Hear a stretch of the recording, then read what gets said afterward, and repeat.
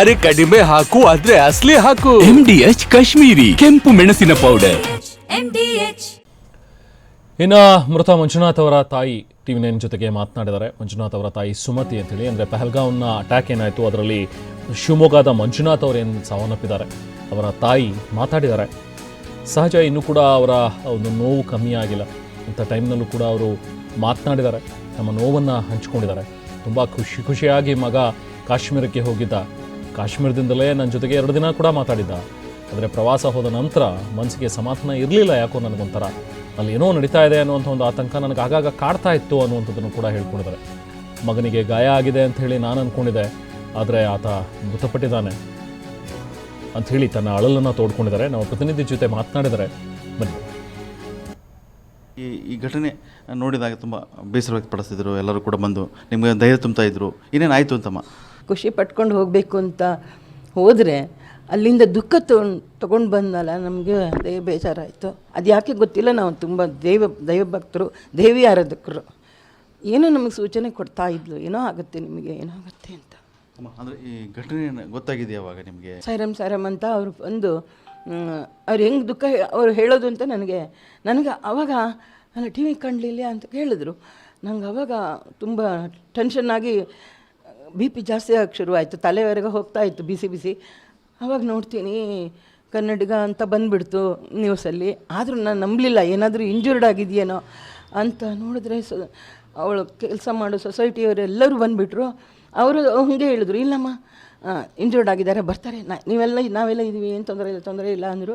ಹೌದೇನೋ ನೋಡ್ತೀನಿ, ಫೋಟೋನೂ ಹಾಕ್ತಾರೆ, ಅದು ಸುಳ್ಳಾಗಿರಲಿ ಅಂತ ಪ್ರೇಯರ್ ಮಾಡ್ತಾನೇ ಇದ್ದೆ. ಆದರೆ ಜಿಲ್ಲಾಡಳಿತಕ್ಕೆ ಫೋನ್ ಬಂತಂತೆ, ಅವ್ರು ಬಂದು ಇಲ್ಲಿ ಹೇಳಿದ್ರು ಇಲ್ಲ ಡೆತ್ ಆಗಿದ್ದಾರೆ ಅನ್ನೋಕ್ಕೂ ನಮಗೆ ಭೂಮಿನೇ ಬಿರ್ದಂಗಾಯಿತು, ಸರ್ಕಾರ ಅಂತ ಎಲ್ಲ ಕುಸ್ದಂಗಾಯಿತು. ಇನ್ನೇನು ದಿಕ್ಕಪ್ಪ ಅಂತ. ನಮ್ಮ ಮನೆಯವರು ಇರುವಾಗ ನನ್ನ ಆರೋಗ್ಯದಲ್ಲಿ ಚೆನ್ನಾಗಿದೆ, ಗಟ್ಟಿ ಇದೆ, ಅವ್ರನ್ನ ಫೇಸ್ ಮಾಡ್ತಿದ್ವಿ. ಅವ್ರಿಗೆಲ್ಲ ನೋಡಿಕೊಂಡು 3 ವರ್ಷದಿಂದ ತೀರ್ಕೊಂಡಿದ್ರು. ಆದರೆ ಈಗ ನನ್ನ ಡಿಪೆಂಡೆಂಟ್ ಆಗಿಬಿಟ್ಟಿದೆ. ಎಲ್ಲದು ಮಾತ್ರೆ ಔಷಧಿ ಡಾಕ್ಟರ್ ಹತ್ರ ಕರ್ಕೊಂಡು ಹೋಗೋದು ಎಲ್ಲ ಅವನೇ ಮಾಡ್ತಿದ್ದ. ನನಗೆ ಗ್ಯಾಸ್ ತರಿಸೋದು, ಕರೆನ್ಸಿ ಹಾಕ್ಸೋದು, ಸಣ್ಣ ಕೆಲಸಕ್ಕೂ ನಾವು ತಲೆ ಬಿಸಿ ಮಾಡ್ಕೊಳ್ಳೋದು, ನೀನು ಅವನೇ ಮಾಡೋದು ಎಲ್ಲದು. ತುಂಬ ಖುಷಿಯಾಗಿದ್ವಿ ಸರ್. ಮಗನ ನೆನಪು ಸದಾ ನಿಮ್ಮನ್ನು ಕಾಡ್ತಾನೆ ಇರುತ್ತೆ, ದಿನ ಕಾಡ್ತಾ ಇರುತ್ತೆ, ಬೆಳಗ್ಗೆ ಎದ್ದು ಸಂಜೆ.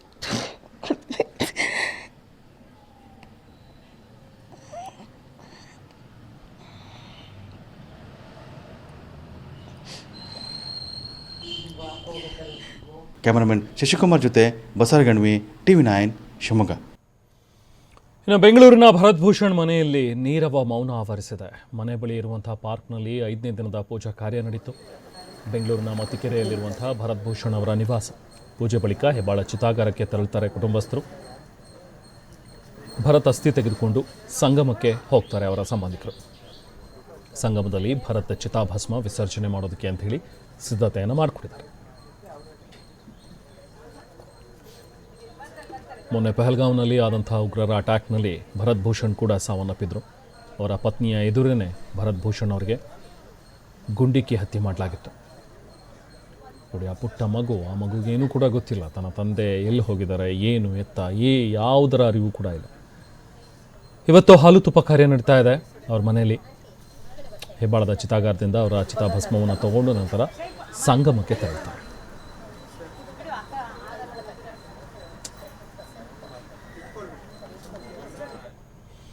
MDH ನ ಕಿಚನ್ ಅಲ್ಲಿದ್ರೆ ನಾವು ಎಲ್ಲವನ್ನು ಮಾಡಬಹುದು. ಬೆಂಗನ್ ಕ ಬರ್ತಾ, ಆಲೂ ಗೋಬಿ, ಭಿಂಡಿ ಮಸಾಲಾ, ಇನ್ನೂ ಬಹಳಷ್ಟು.